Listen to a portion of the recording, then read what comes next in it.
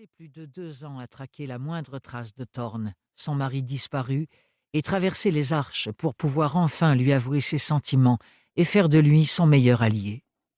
Elle se révèle toujours plus intrépide et plus ingénieuse dans sa quête pour découvrir l'identité de Dieu et l'origine du cataclysme qui a divisé l'ancien monde en multiples arches. Thorn. Thorn, l'intendant du pôle, n'est en apparence qu'un comptable abrupt et maussade, aussi grand et aussi acéré qu'Ophélie est petite et affable. Descendant bâtard du clan des dragons et placé sous la protection de sa tante Bérénilde, il a également hérité de sa mère le pouvoir des chroniqueurs, un clan déchu doté d'une mémoire exceptionnelle. La silhouette de Thorn est à l'image de son caractère, réservé et froid comme la glace qui recouvre son arche. Profondément misanthrope, il ne respecte que les chiffres et ne supporte pas le désordre. Chaque action se voit chronométrée par l'aiguille de la montre à gousset qu'il porte en permanence. Et le poids d'une enfance difficile semble tirer son sourire vers le bas.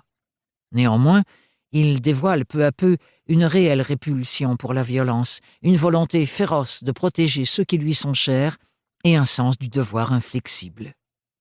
Obsédé par le désir de réhabiliter sa famille, il comptait sur les pouvoirs de liseuse d'Ophélie pour découvrir les secrets du livre de Farouk, l'esprit de famille du pôle. Hélas, les choses ont échappé à son contrôle.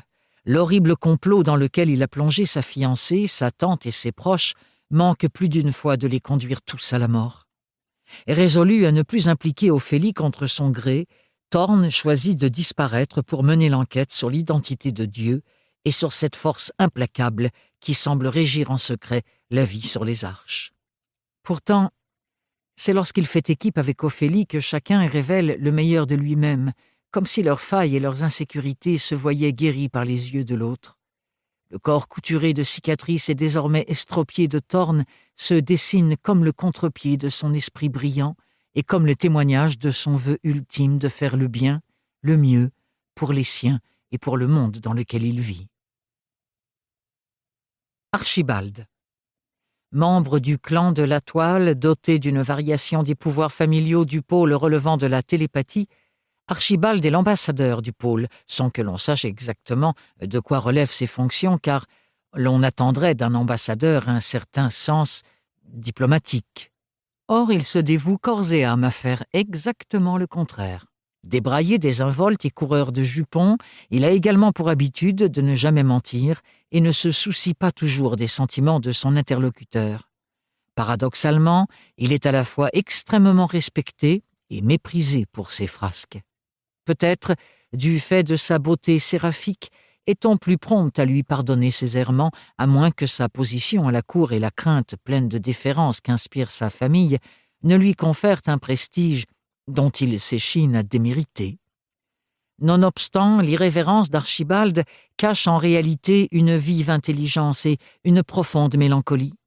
Sous ses dehors insouciants, l'ambassadeur est un redoutable stratège politique et il a l'art et la manière de faire croire qu'il ne sert que ses propres intérêts quand la plupart de ses actions permettent à Ophélie, Bérénilde et même Thorn de survivre face à leurs ennemis. Depuis qu'il a été enlevé au cœur de son domaine du clair de lune, réputé être l'endroit le plus sûr de la citatielle, la Toile a coupé son lien avec lui. Archibald, détaché de tout ce qui constituait ses repères, est désormais un électron libre, capable de trouver des passages entre les roses des vents, ces portes qui permettent de voyager d'un bout à l'autre du monde. Roseline. La tante Roseline n'avait rien demandé à personne quand elle fut envoyée au pôle comme chaperon d'Ophélie. Bougonne et raide comme un gond de porte mal huilé, elle se distingue par son inébranlable sens des réalités. Sous son chignon austère se cache en effet un farouche instinct de protection et une morale incorruptible, même en milieu hostile. Sa variation de pouvoir lui confère une affinité toute particulière avec le papier et il n'est donc pas rare de voir la tante Roseline tromper son ennui ou sa nervosité en réparant tous les livres ou les tapisseries qui peuvent lui tomber entre les doigts. Elle déteste le froid glacial du pôle, mais elle aime vraiment sa filleule, Ophélie, et elle adore Bérénilde avec qui elle a tissé des liens d'amitié forts et sincères.